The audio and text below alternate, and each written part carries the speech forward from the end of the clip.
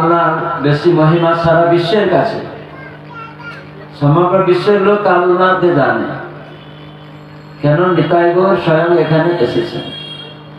হরে কৃষ্ণ। তাহলে আপনারা কত ভাগ্যবান কালনাবাসী। এখানে কতজন কালনাবাসী আছেন হাতের মধ্যে? সবাই কালনাবাসী। তো ধন্যবাদ, আপনারা প্রণম্য ভাগ্যবান যে নিতাই গৌরের কৃপা পাওয়ার জন্য আপনারা এখানে যোগ্য। সেজন্য এই জায়গা খুবই ধন্যাতি ধন্য জায়গা। বিশ্বের সমস্ত দেশের মানুষ জানে কালনাকে, অথচ এই পশ্চিমবঙ্গে অনেকে কালনা নিতাই গৌর যে প্রসিদ্ধ সেটা জানে না, কিন্তু সারা বিশ্বের লোক জানে। আমেরিকার লোককে জিজ্ঞাসা করবেন কালনা গৌরীদাস পণ্ডিত, ওরা বলে দিবে কি লীলা হয়েছিল, কিন্তু এখানে অনেক লোক বলতে পারবে না কেন এখানে কি লীলা হয়েছিল। পশ্চিমবঙ্গের লোকেই বলতে পারবে না, কালনা অনেক লোকও জানে না। নিতাই গৌর আছে এখানে, এখানে খুব সুন্দর লীলা হয়েছে নিতাই গৌরে। তো ভগবত কথা শ্রবণের প্রারম্ভে আমি উপস্থিত সমস্ত সজ্জন ভক্তমণ্ডলীকে ইস্কন প্রধান কার্যালয় শ্রী মায়াপুর চন্দ্রোদয় মন্দিরের পক্ষ থেকে অসংখ্য ধন্যবাদ জ্ঞাপন করছি, এবং আমার পরমারাধ্য গুরুপাদ পদ্ম ইস্কন প্রতিষ্ঠাতা আচার্য কৃষ্ণ কৃপা শ্রীমূর্তি ছিল অভয়চরণারবিন্দ ভক্তিবেদান্ত স্বামী প্রভুপাদের অন্যতম কৃপাধন্য, ইস্কনের অন্যতম গুরু, ইস্কন নামহট্টের বিশ্ব প্রচারক মন্ত্রী ওম বিষ্ণুপাদ অষ্টতর শত শ্রী শ্রীমৎ জয়পতাকা স্বামী ছিল গুরুদেবের পাদপদ্মে দণ্ডবত প্রণতি নিবেদন করে তার অহেতুকী কৃপা ও আশীর্বাদ প্রার্থনা করছি। শিল অভয়চরণারবিন্দ ভক্তিবেদান্ত স্বামী প্রভুপাদের শ্রী পাদপদ্মে দণ্ডবত প্রণতি নিবেদন করে তার অহেতুকী কৃপা ও আশীর্বাদ প্রার্থনা করছি। এবং উপস্থিত সমস্ত সজ্জন ভক্তমণ্ডলী, মাতৃমণ্ডলী, পিতৃমণ্ডলী, ভাই ও বোন, আপনাদের সকলের চরণে প্রণাম নিবেদন করে আপনাদের অহেতুকী আশীর্বাদ প্রার্থনা করছি। প্রথমে কালনা এখানে নিতাই গৌর এসেছিলেন, সংক্ষিপ্ত একটু বলবো, তারপরে আমরা এই ভাগবত কথা শুনবো। নিতাই গৌর কথা মানে ভাগবত কথা, কেন নিতাই গৌরই ভাগবত দান করেছেন। জীবের অজ্ঞান তমকে নাশ করতে ভক্ত ভাগবত এবং গ্রন্থ ভাগবতের সঙ্গ প্রদান করেছিলেন। শ্রীকৃষ্ণ চৈতন্য আর প্রভু নিত্যানন্দ, যাহার প্রকাশে সর্ব জগত আনন্দ। নিতাই গৌর হচ্ছে কৃষ্ণ বলরাম।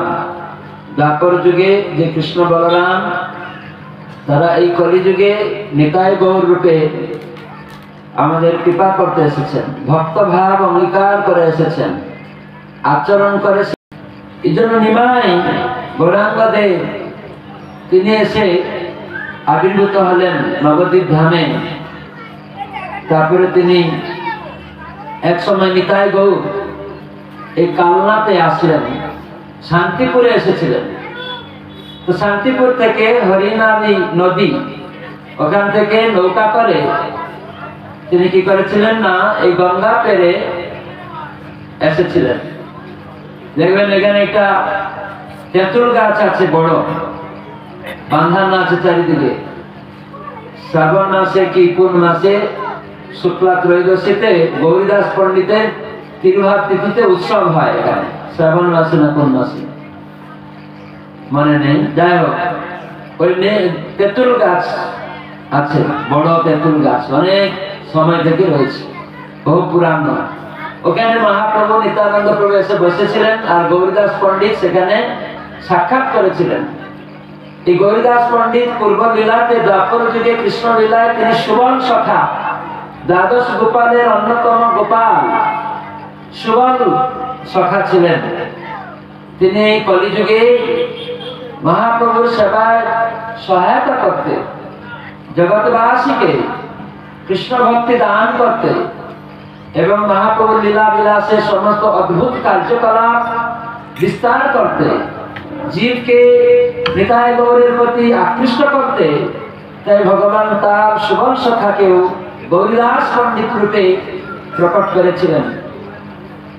তো এখানে এসে শ্রীপাঠ করলেন, বসতি বাড়ি গৌরীদাস পণ্ডিত শালিগ্রাম থেকে এখানে এসেছিলেন। তার ভাই সূর্যদাস সরকেল তার অনুমোদন নিয়ে এসেছিলেন। তো এখানে বৈঠা বাংলা বলে কি, দাঁড়, মানে নৌকা চালাতে গেলে একটা দাঁড় লাগে না, কি বলে বাংলা, দাঁড় বলে, দাঁড়। তো সেটা দিয়ে নৌকাটা নিজে মহাপ্রভু দাঁড় বাইতে বাইতে এখানে এসেছিলেন নিত্যানন্দকে নিয়ে। নিত্যানন্দ প্রভু আদি গুরু বলরাম ভক্তির বল দান করেন, তিনি গুরুতত্ত্ব শিখান জগৎবাসীকে মহাপ্রভুর নির্দেশে, তাই তাকেও নিয়ে এসেছেন। আর এসে এই গৌরীদাস পণ্ডিত তার বাড়িতে নিয়ে গেলেন। তো সেখানে কয়েকদিন অবস্থান করলেন নিতাই গৌর। গৌরীদাস পণ্ডিত অত্যন্ত সুন্দরভাবে তাদের সেবা পূজা করলেন। তো নিতাই গৌর বললেন যে দেখো গৌরীদাস, আমরা তো কয়েকদিন থাকলাম, তা আমাদের একটু বিদায় দাও। বলে প্রভু, আপনারা আপনাদের ইচ্ছায় এসেছিলেন আমার এখানে, এখন আমার ইচ্ছায় আপনাদেরকে যেতে হবে। মহাপ্রভু এসে ওই গৌরীদাস পণ্ডিতকে দুটি জিনিস দান করেছিলেন, সেটা এখনো আছে এই নিতাই গৌরাঙ্গ মন্দিরে। ওই বৈঠা মানে দাঁড়, যেটাকে নদী পেরিয়ে এসেছিলেন নৌকাটাকে মানে দাঁড় বাইতে বাইতে, সেই দাঁড়টা দিয়ে গৌরীদাসকে বললেন, গৌরীদাস এই যে তোমাকে দাঁড়টা দিলাম, এটা দ্বারা তুমি জগতে বদ্ধ জীবকে ভব নদী পার করাবে, ভব সমুদ্রকে উত্তীর্ণ করাবে এই বৈঠার দ্বারা, তাই এটি স্পর্শ করো, গ্রহণ করো, নাও। তো গৌরীদাস পণ্ডিত সেটাকে অঙ্গীকার করেছিলেন। আর মহাপুরুষ সহস্ত লিখিত ভগবত গীতা, সেটিও এখন আছে ওখানে, সেই গীতাও দিয়েছিলেন, যেটি জীবের কর্তব্য অকর্তব্য নির্ণয় করতে সাহায্য করে। আইন গ্রন্থ, কিম কর্তব্যম কিম অকর্তব্যম শাস্ত্র প্রমাণম কুরুতে। আমরা মনে করা যেন কোনো কিছু না করি। শাস্ত্র আমার মানে কি, শাস ধাতু থেকে এসছে, যা শাসন করবে, ত্র মানে রক্ষা করবে, এই জন্য তাকে শাস্ত্র বলে। তো গীতা ভাগবত আছে শাস্ত্র। বৈদিক শাস্ত্রের মূল ভাষ্য শ্রীমদ ভাগবত, সমস্ত বৈদিক শাস্ত্রের নির্যাস। কেন অনেক গ্রন্থ আপনি পড়তে সময় পাবেন না, কলিযুগে অল্প আয়ু, মন্দ ভাগ্য, কলহ প্রিয়, ওইরকম অনেক গ্রন্থ পড়ার কোনো সময়ও পাবেন না। 108 উপনিষদ কখন পড়বেন, 4 বেদ, মহাভারত, লক্ষ লক্ষ শ্লোক রয়েছে, কখন পড়বেন? সেই জন্য সেই সমস্ত বস্তু গ্রন্থে ব্যাসদেব কি করেছিলেন, তার গুরুদেব নারদ মুনির নির্দেশে সারাটি সার সমস্ত শাস্ত্রের বেদান্ত, মানে অন্তিম জিনিস, শিক্ষা সার বস্তু, সেটি হচ্ছে শ্রীমদ ভাগবত এবং ভগবত গীতা। সেই দুটি গ্রন্থ রূপে আবার ব্যাসদেব নারদ মুনির কৃপায়, যেখানে কোন ধর্ম অর্থ কাম মোক্ষ এই চতুর্বর্গকে ত্যাগ করা হয়েছে। কেননা মানুষ চতুর্বর্গের প্রতি আসক্ত, ধর্ম করবে কিছু কামনা করে।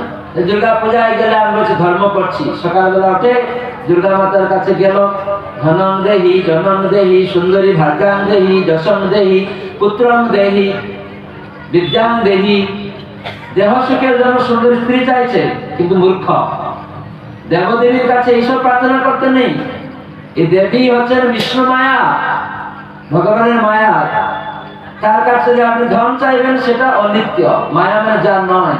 সুন্দর স্ত্রী চাইবেন, এখন সুন্দর রূপ পেলেন, একটা রোগ হয়ে যাবে, রূপটা চলে যাবে। সেই জন্য দুর্গা দেবী তিনি ভগবানের বিষ্ণু মায়া। তাহলে মায়া মানে যা নয়, আপনি তার থেকে চাইছেন কি যা নয়, তাহলে মূর্খ নয়? সুন্দর স্ত্রী থাকবে না, পুত্র থাকবে না, আপনার অনেক অনুগামী, রাজা হবেন, ভোট দাও, ভোটে ফেল হয়ে যাবেন, সেই অনুগামীরা আপনাকে ল্যাং মেরে দিবে, থাকবে না। এই জন্য মূর্খ হওয়া উচিত না। এই জন্য ভগবত গীতায় কৃষ্ণ বলেছেন, যারা দেবদেবী পূজা করতে গিয়ে এই অনিত্য বস্তুর প্রার্থনা করে, কামনা থাকতে পারে, আমাদের বাসনা থাকবে। বাসনা না থাকলে অমৃত শরীর, যার মধ্যে কোনো কামনা বাসনা নেই, অমৃত। কিন্তু বাসনা থাকবে, কিন্তু কি বাসনা করা উচিত? এই ধন চাইছেন, ভগবত প্রেম ধন কামনা করবেন। ধন চাইছেন যেটি টাকা পয়সা, সেটা অনিত্য, আজ আছে কালকে চলে যাবে। কিন্তু আমরা মূর্খ, অনেক কোটি কোটি টাকা নিয়ে রেখে দিলাম, সরকার এসে নিয়ে নিল, তারপরে জেলেও যেতে হবে। সেটা মূর্খামি নয়? সেটা টাকা সঞ্চয় করার কি দরকার? আপনার দুঃখ তো কামনা করতে হয় না, আপনি কি দুঃখ ডাকেন, চান, অটোমেটিক্যালি আপনার সব দুঃখ, রোগ, মৃত্যু, জন্ম, ব্যাধি, বার্ধক্য আমরা চাই না কেউ, কিন্তু আমাদের জীবনে এইসব সংগঠিত হয়ে থাকে। সেজন্য গীতা ভাগবত এইসব শিক্ষা দিচ্ছে। তাই মহাপ্রভু নিতাই গৌর এই গৌরদাস পণ্ডিতকে বললেন, তুমি এই ভব সমুদ্র, বারবার যে মানুষের জন্ম, মৃত্যু, জরা, ব্যাধি, দুঃখ, দুঃসান দর্শনম, যেটি ভগবত গীতায় শিক্ষা, এই ভগবত গীতার শিক্ষাকে তুমি প্রচার করবে এবং এই ভব সমুদ্রকে এই দ্বার দিয়ে বাইরে নিয়ে যাবে। এই তোমাকে এই দুটি জিনিস দিলাম। তো সেটা এখনো গৌরদাস পণ্ডিতের বাড়িতে আছে। আর নিত্যানন্দ গৌরাঙ্গ বললেন, গৌরদাস আমাদের একটু এখন অনুমোদন করো, আমরা অন্যত্র গিয়ে প্রচার করব, সেই জন্য আমরা এই জগতে এসেছি। প্রভু আপনারা যেতে পারবেন না, আপন ইচ্ছায় এসেছেন, আমার ইচ্ছায় যেতে হবে। তখন মুশকিলে পড়ে গেলেন নিতাই গৌর। দেখো গৌরদাস, হট করো না, ঠিক আছে তোমার ইচ্ছা পূর্ণ হবে। এই নিতাই আর আমার মতো বিগ্রহ, নেম কাঠ দিয়ে বিগ্রহ তৈরি করো। কি হবে? তুমি করো না, আমাদের দুইজনের স্বরূপে। তখন বিগ্রহ তৈরি হয়ে গেল অ্যাজ ইট ইজ, নিতাই গৌরের মতো। তখন দাঁড় করে দিলেন। তখন মহাপ্রভু তাকে প্রতিষ্ঠা করলেন, প্রতিষ্ঠা করে তার মন্দিরে স্থাপন করলেন এবং নিতাই গৌর পাশে আবার দাঁড়ালেন। তুমি বলো, এই দুই বিগ্রহ নিতাই গৌর, আমরা দুইজন নিতাই গৌর, কেমন দেখাচ্ছে? বলছে একই, অবিকল, কোনো পার্থক্য নেই। তাহলে আমরা, তুমি যে চাইছো তোমার বাড়িতে সবসময় থাকি, তাহলে এই বিগ্রহ স্বরূপে আমরা দুইজন তোমার বাড়িতে থাকছি, আর আমাদের অনুমোদন দাও, আমরা এখন অন্যত্রকে প্রচার করি। আর এই দুইজন সেবা পূজা করবে, তাদের থেকে আমাদের কোনো পার্থক্য নেই। বলে তাই নাকি? ভক্ত খুব চতুর। প্রভু, যখন এই বিগ্রহ দুইজন আর আপনাদের দুইজনের মধ্যে কোনো পার্থক্য নেই, তাহলে আপনারা থেকে যান, এই দুই বিগ্রহ তারা চলে যায় প্রচার করতে। এই কথা বলার সঙ্গে সঙ্গে ওই দুই বিগ্রহ, যেটা প্রথম মহাপ্রভু প্রতিষ্ঠা করেছিলেন তাদের স্বরূপে, সঙ্গে সঙ্গে মন্দির থেকে হাঁটতে শুরু করে দিয়েছে। নিতাই গৌর আনন্দে তখন নিতাই গৌর হাঁটছে, আর এই দুইজন স্বয়ং গৌর নিতাই তখন দাঁড়িয়ে বিগ্রহ হয়ে গেছে।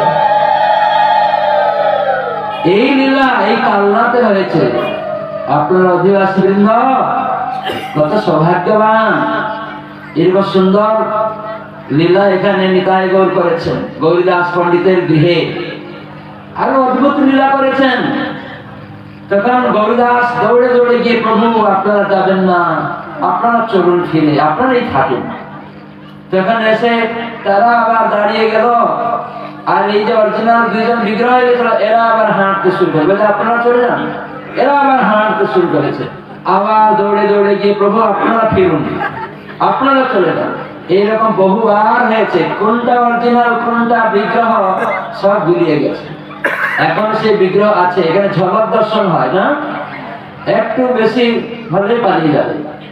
হ্যাঁ, সেই গৌরনিতাই বলেছেন যে কোন ভক্ত যদি ঐকান্তিক ভাবে প্রার্থনা করে আমি তাদের সঙ্গে এখান থেকে চলে যাবো। এই জন্য এখানকার সেবকরা খুব ভালো করে প্রার্থনা করতে দেয় না, দেখি শেষ বন্ধ।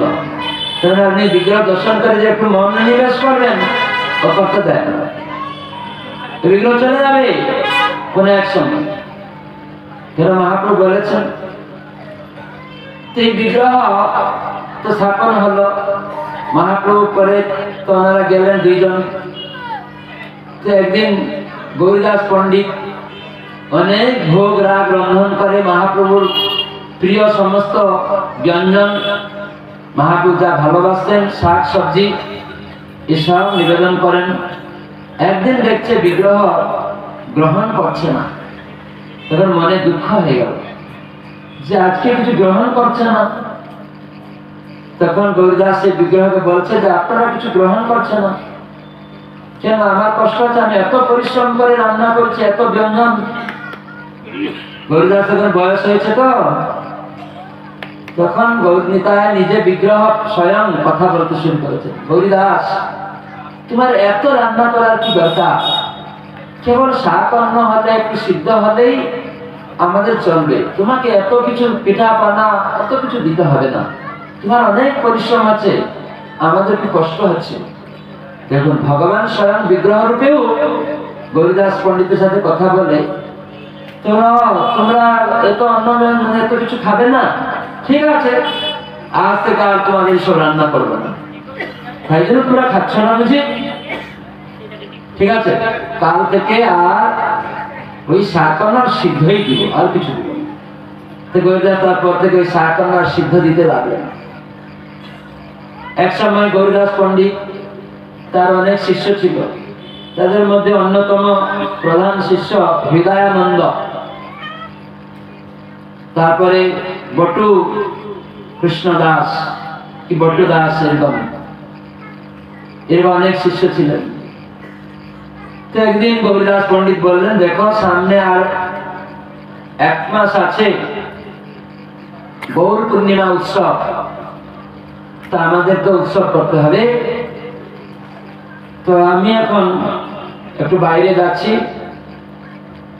বলে গুরুদেব শিষ্যকে পরীক্ষা করার জন্য যে গুরুদেব চলে যাচ্ছেন, শিষ্য কি করে, এই গৌর পূর্ণিমা উৎসব আয়োজন করে কিনা করে না, তাকে পরীক্ষা করার জন্য, নিজে স্বতন্ত্র ভাবে কেমন করে করে এসব জানার জন্য তার আদেশ নেয় কিনা, গুরুদেবের পরামর্শ ছাড়া করে কিনা, কি ব্যাপার, এসব পরীক্ষা করতে, বা গুরুদেব না থাকলে যে শিষ্য কর্তব্য যে উৎসব করতে হবে কিভাবে, এসব পরীক্ষা করার জন্য গৌরীদাস পণ্ডিত বললেন, আমি একটু বাইরে যাচ্ছি, তোমরা নিতাই গৌরের যত্ন নিও, যেন সুন্দরভাবে সেবা হয়, কোন রকম যেন ত্রুটি না থাকে এই নিতাই গৌরের সেবায়, এখানে তারা স্বয়ং প্রকট রয়েছেন।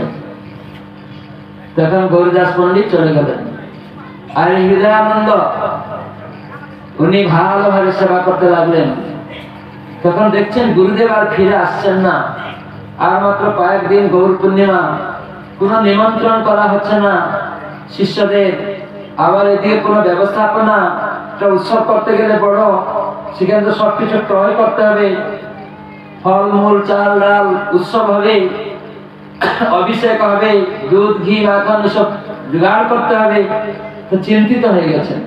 তখন ভাবলেন গুরুদেব এখনো আসছেন না, তাই আমি সব চিঠি লিখে গুরুদেবের হয়ে সব শিষ্যদের কাছে জানিয়ে দিয়েছেন, গুরু ভ্রাতাদের, জনসাধারণদের, এবং এদিকে বাজার টাজার সব করে ফেলেছেন গৌর পূর্ণিমা উৎসবের আয়োজন। গৌরদাস পণ্ডিত ঠিক গৌর পূর্ণিমার পূর্বদিন হাজির। সেই শুনলেন হৃদয়ানন্দ গুরুদেবের পরামর্শ ব্যক্তি রেখে সব নিমন্ত্রণ চিঠি দিয়ে দিয়েছে, সব আয়োজন, বিরাট উৎসবের আয়োজন। তিনি পরীক্ষা করতে লাগলেন। গৌরদাস পণ্ডিত বললেন, গুরুদেবের পরামর্শ ছাড়া স্বতন্ত্রভাবে শিষ্য তুমি এইসব আমন্ত্রণ করেছ, এটা ভালো লক্ষণ নয়। যাও এখান থেকে, এই আশ্রম থেকে বেরিয়ে যাও। স্বতন্ত্র মনোভাব, খুব ক্রোধান্বিত। কি করে গুরুদেব? প্রকৃত গুরুদেব তার শিষ্যকে পরীক্ষা করেন। আমরা অনেক সময় হতভাগা শিষ্য, শাসন মানি না, ঠিক আছে বের হবো, চলে যাই। তো উনি গুরুদেব জোর করে তাকে বার করে দিল, তুমি যে সব বাজার করেছো, যে আমন্ত্রণ করেছো, তাদের নিয়ে তুমি উৎসব করো, যাও এখান থেকে। এইসব কোনো জিনিস আমি গ্রহণ করবো না। ওই দিনেই তাকে বার করে দিল। তখন হৃদয়ানন্দ অত কান্নাকাটি করলেন, গুরুদেব আমার ক্ষমা করুন। গুরুদেব খুব কঠোর হয়ে আছে, দেখি কি করে। হৃদয়ানন্দ কেমন সেবক। তখন সঙ্গে সঙ্গে হৃদয়ানন্দ গুরুদেবেরই মানে উপদেশ, শাসন নিয়ে সমস্ত যা জিনিস তিনি করেছিলেন এবং যাদের আমন্ত্রণ করেছিলেন তাদের নিয়ে গঙ্গার ধারে তিনি একটা উৎসব করলেন। তখন মধ্যাহ্ন হয়ে গেছে। গৌরীদাস বটু দাসকে, বটু কৃষ্ণ বা কিছু একটা, আর এক শিষ্য ছিল, তাকে বললেন আজকে তুমি মধ্যাহ্নে ভোগ লাগাবে নিতাই গৌরে। কেমন? হৃদয়ানন্দ চলে গেছে, তুমি লাগাবে। তখন মধ্যাহ্নে রন্ধন করে মন্দিরে গিয়ে দেখছে নিতাই গৌর নেই। গুরুদেবের কাছে গিয়ে বলছি, গুরুদেব আমি তো ভোগ লাগাতে গিয়ে নিতাই গৌরকে আর দেখতে পাচ্ছি না, মন্দির শূন্য। কি হলো? তিনি এসে দেখছেন সত্যিকার একটা লাঠি নিয়েছেন। নিতাই গৌর তোমরা এখান থেকে পালিয়েছ, কত দূরে গেছো আমি দেখবো। গৌরদাস জানতেন উনি পূর্ব জীবন লীলাতে সুবল সখা, বন্ধুর সাথে এরকম শাসন বাক্য বলতে পারে, সেজন্য একটা লাঠি নিয়েছে। ছড়ি নিয়ে চিৎকার করতে করতে গেছেন। গিয়ে দেখছে হৃদয় চৈতন্য বিশাল উৎসব হচ্ছে, হরিনাম সংকীর্তন। হরে কৃষ্ণ কৃষ্ণ কৃষ্ণ হরে হরে, হরে রাম রাম রাম হরে হরে। সবাই বলুন